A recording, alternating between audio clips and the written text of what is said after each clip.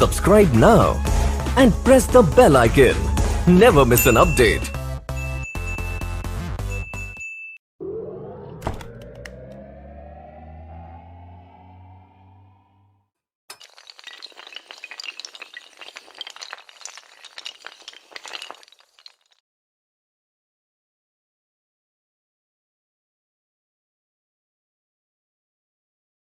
Welcome to my channel study with Ali sir. आप लोग एक नोटबुक पर उसके सामने जो सही आंसर हो उसे लिखें और मिलान करें। देखें कि आपका कितना सही हुआ। जीएस क्विज टेस्ट सभी परीक्षाओं के लिए महत्वपूर्ण है, जहां जनरल स्टडी सामान्य अध्ययन से प्रश्न पूछे जाते हैं। It's India act 1784, C charter act 1813, D charter act 1833। आइए इसका सही आंसर देखते हैं। क्या है इसका सही आंसर? ए, पहला का ए, रेगुलेटिंग एक्ट 1773 ईस्वी। आइए इसका हम अब एक्सप्लेनेशन देखते हैं। रेगुलेटिंग एक्ट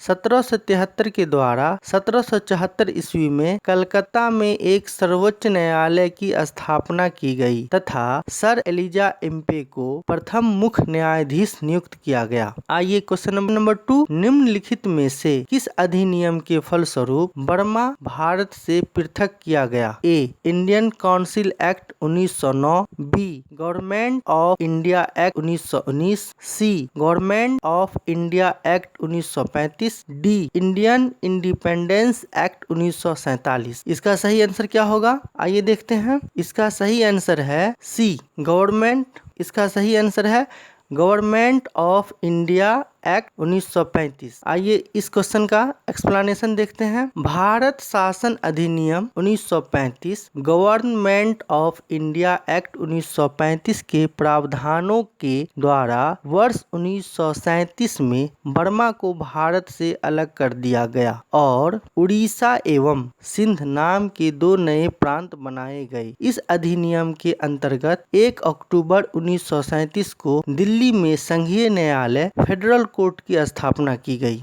क्वेश्चन नंबर 3 देखते हैं। Question number 3, B R. अम्बेडकर का संविधान सभा में निर्वाचन हुआ था। ए, पश्चिम बंगाल, बी, बम्बई प्रेसिडेंसी, सी, तत्कालीन मध्य भारत, डी, पंजाब से। इसका सही आंसर देखते हैं। इसका सही आंसर है B, Bombay presidency. Question number 3 का आंसर बम्बई प्रेसिडेंसी। आइए इसका एक्सप्लेनेशन देखते हैं। संविधान सभा के प्रारंभिक चुनाव 1946 में डॉक्टर भीमराव अम्बेडकर का निर्वाचन अविभाजित भारत के बंगाल प्रांत के पूर्वी भाग से हुआ। देश के विभाजन के पश्चात यह क्षेत्र पाकिस्तान में चले जाने के कारण डॉक्टर भीमराव अम्बेडकर बम्बई प्रेसिडेंसी के पूना संसदीय क्षेत्र से उपचुनाव में निर्वाचित हुए। क्वेश्चन नंबर 4 देखते हैं। क्वेश्चन नंबर 4, संविधान सभा के समक्ष संविधान की प्रस्तावना किसने प्रस्तुत की? ए, जवाहरलाल नेहरू, बी, बी.आर. अम्बेडकर, सी, बी.आर. राव,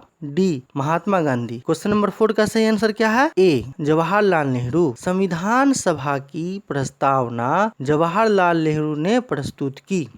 आइए इस क्वेश्चन का एक्सप्लेनेशन देखते हैं। संविधान सभा की तीसरी बैठक 13 दिसंबर 1946 को हुई। इस दिन जवाहरलाल नेहरू द्वारा संविधान सभा के समक्ष संविधान की प्रस्तावना का प्रस्ताव प्रस्तुत किया गया। इस उद्देश्य प्रस्ताव के प्रारूप में भारत के भावी प्रभुसत्ता संपन्न लोकतांत्रिक गणराज्य की रूपरेखा प्रस्तुत की गई, जिससे यह सभी लोगों के लिए सामाजिक, आर्थिक एवं राजनीतिक न्याय आदि सुनिश्चित हो सके। इस प्रस्ताव को संविधान सभा द्वारा 22 जनवरी 1947 को स्वीकार किया गया। क्वेश्चन नंबर 5 देखते हैं। क्वेश्चन नंबर 5, निम्नलिखित में से कौन से भारतीय संविधान की प्रारूप समिति के सदस्य थे? ए, गोपाला स्वामी अयंगर, बी, जवाहरलाल नेहरू, सी, अल्लादी कृष्णा स्वामी अय्यर, डी, सरदार पटेल। आइए इसका सही आंसर देखते हैं। इसका सही आंसर ए और सी है। अब इसका एक्सप्लेनेशन देखते हैं। संविधान सभा की प्रारूप समिति का गठन 29 अगस्त 1947 को हुआ था। इस समिति के अध्यक्ष संविधान सभा की प्रारूप समिति का गठन 29 अगस्त 1947 को हुआ था। इस समिति के अध्यक्ष डॉक्टर भीमराव अंबेडकर थे तथा इनके अतिरिक्त इस समिति में 6 अन्य सदस्य भी शामिल थे, जो इस प्रकार हैं: गोपालास्वामी अयंगर, के.एम. मुंशी, अल्लादी कृष्णा स्वामी अय्यर, सैयद मोहम्मद सादुल्ला, बी.एल. मित्र। इन्होंने स्वास्थ्य कारणों से त्यागपत्र दे दिया था। तत्पश्चात माधवराव ने पद संभाला। डी.पी. खेतान, इनकी मृत्यु के पश्चात इनका पद टी.टी. कृष्णामाचारी ने संभाला। आइए क्वेश्चन नंबर 6 देखते हैं। क्वेश्चन नंबर 6, निम्नलिखित में से कौन सा राज्य पूर्वोत्तर की 7 बहनों 7 सिस्टर्स की सदस्य नहीं है? ए. असम, बी. सिक्किम, सी. त्रिपुरा, डी. इनमें से कोई नहीं। आइए इसका सही आंसर देखते हैं 6 का। 6 का सही आंसर है सिक्किम। 7 बहनों का सदस्य सिक्किम नहीं है। इसका एक्सप्लेनेशन देखते हैं। भारत के पूर्वोत्तर राज्य अरुणाचल प्रदेश, नागालैंड, मणिपुर, मिजोरम, त्रिपुरा, मेघालय और असम को 7 बहनों के नाम से जाना जाता है।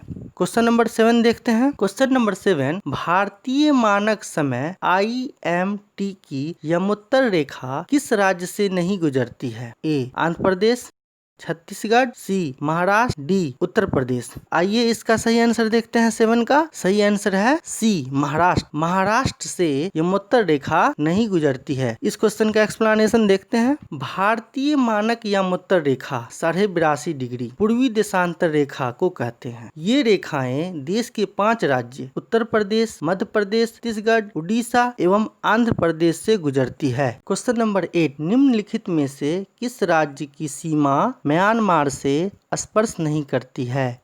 ए. असम, बी. मणिपुर, सी. अरुणाचल प्रदेश, डी. मिजोरम। आइए इसका सही आंसर देखते हैं। इसका सही आंसर है ए. असम म्यांमार से स्पर्श नहीं करती है। इसका एक्सप्लेनेशन देखते हैं। म्यांमार की सीमा भारतीय राज्य अरुणाचल प्रदेश, नागालैंड, मणिपुर, मिजोरम और त्रिपुरा से स्पर्श करती है, जो 1643 किलोमीटर लंबी है। भारत का वह कौन सा स्थान है जहां बंगाल की खाड़ी, अरब सागर और हिंद महासागर आपस में मिलते हैं? ए. कन्याकुमारी, बी. इंदिरा पॉइंट, सी. नागरकोइल, डी. इनमें से कोई नहीं। आइए इसका सही आंसर देखते हैं। कन्याकुमारी। कन्याकुमारी भारत का वह स्थान है जहां बंगाल की खाड़ी, अरब सागर और हिंद महासागर आपस में मिलते हैं। इस क्वेश्चन का एक्सप्लेनेशन देखते हैं। भारतीय मुख्य भूमि की दक्षिण सीमा पर तमिलनाडु राज्य स्थित कन्याकुमारी वह स्थान है जहां बंगाल की खाड़ी, अरब सागर तथा हिंद महासागर आपस में मिलते हैं। क्या है? नंबर 10, भीमबेटका किसके लिए प्रसिद्ध है? ए. गुफाओं के शैल चित्र, बी. खनिज, सी. बौद्ध प्रतिमाएं, डी. सोन नदी का उद्गम स्थल। इसका सही आंसर क्या होगा? इसका सही आंसर ए. 10 का ए. गुफाओं के शैल चित्र। आइए इस क्वेश्चन का एक्सप्लेनेशन देखते हैं। भीमबेटका की गुफाएं प्रागैतिहासिक काल की चित्रकारियों के लिए लोकप्रिय है। ये गुफाएं भोपाल से 45 किलोमीटर दक्षिण पूर्व रायसेन जिले अब्दुल्लागंज, 45 किलोमीटर दक्षिण पूर्व रायसेन जिला अब्दुल्लागंज, 45 किलोमीटर दक्षिण पूर्व रायसेन जिले अब्दुल्लागंज में स्थित है। इनकी खोज वर्ष 1957-58 में डॉक्टर विष्णु श्रीधर वाकनकर द्वारा की गई। इन गुफाओं में प्राकृतिक लाल और सफेद रंगों से वन्य प्राणियों के शिकार के दृश्य के अतिरिक्त हाथी, बाघ आदि के चित्र किए गए हैं। लगभग 1 किलोमीटर चौड़ी तथा 150 मीटर ऊंची भीमबेटका की 754 गुफाओं में लगभग 500 चित्र अंकित हैं। जुलाई 2003 में यूनेस्को ने इसे विश्व धरोहर जुलाई 2003 में यूनेस्को ने इसे विश्व धरोहर स्थल घोषित किया। क्वेश्चन नंबर 11 देखते हैं। क्वेश्चन नंबर 11, किस स्थल से मानव कंकाल के साथ साथ कुत्ते का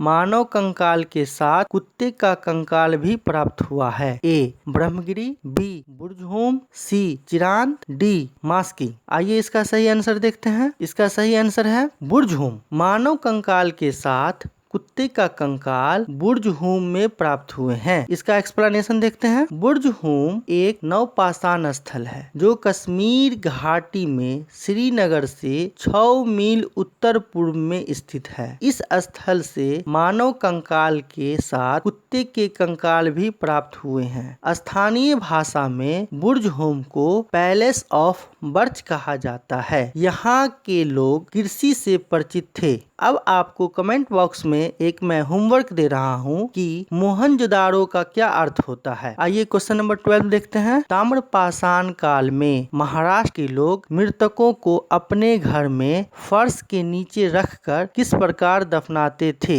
ए. उत्तर से दक्षिण की ओर, बी. पूर्व से पश्चिम की ओर, सी. दक्षिण से उत्तर की ओर, डी. पश्चिम से पूर्व की ओर। इसका सही आंसर क्या है? इसका सही आंसर ए है। महाराष्ट्र के लोग ताम्रपाषाण काल में मृतकों को घर में फर्श के नीचे उत्तर से दक्षिण की ओर रखकर दफनाते थे। इसका एक्सप्लेनेशन देखते हैं। ताम्रपाषाण काल में महाराष्ट्र के लोग मृतकों को घरों के फर्श के नीचे उत्तर से दक्षिण में दफनाते थे एवं उनकी कब्र में मिट्टी के मटके और तांबे की कुछ वस्तुएं भी रखी जाती थी। क्वेश्चन नंबर 13 देखते हैं। क्वेश्चन नंबर 13 उस स्थान का नाम बताएं जो वर्तमान में बलूचिस्तान में स्थित है। ए. बुर्ज होम, बी. कुल्डी हवा, सी. मेहरगढ़, डी. लोथल। इसका सही आंसर क्या होगा? मेहरगढ़। मेहरगढ़ वर्तमान में बलूचिस्तान में स्थित है। इसका एक्सप्लेनेशन देखते हैं। मेहरगढ़ वर्तमान में बलूचिस्तान पाकिस्तान में बोलन नदी के किनारे स्थित है। यहाँ से नवपाषाण काल से लेकर हड़प्पा काल तक के सांस्कृतिक इतिहास के अवशेष मिले हैं।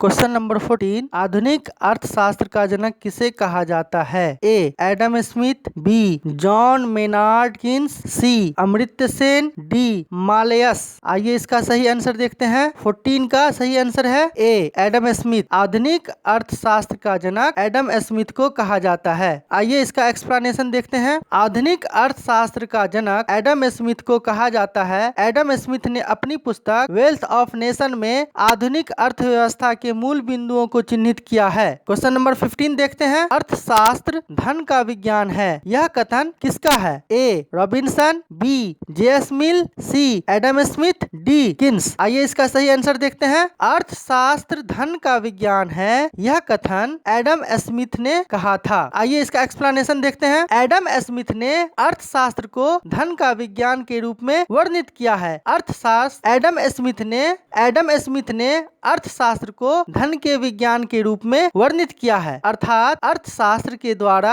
धन अर्जित करने की विधियों एवं आय के वितरण के विषय में जाना जाता है।